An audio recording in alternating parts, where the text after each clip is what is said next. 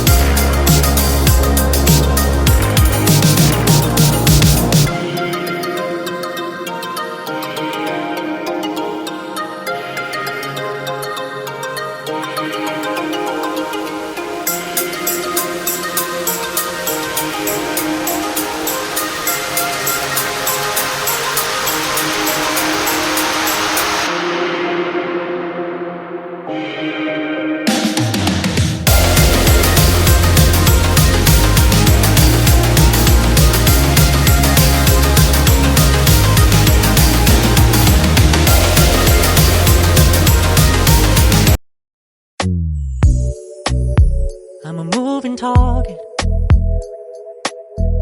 I never finish what I've started. I'm a moving target. But if I stop moving, then I'll have to face myself. I don't wanna face myself. I don't wanna face myself. I don't wanna face myself.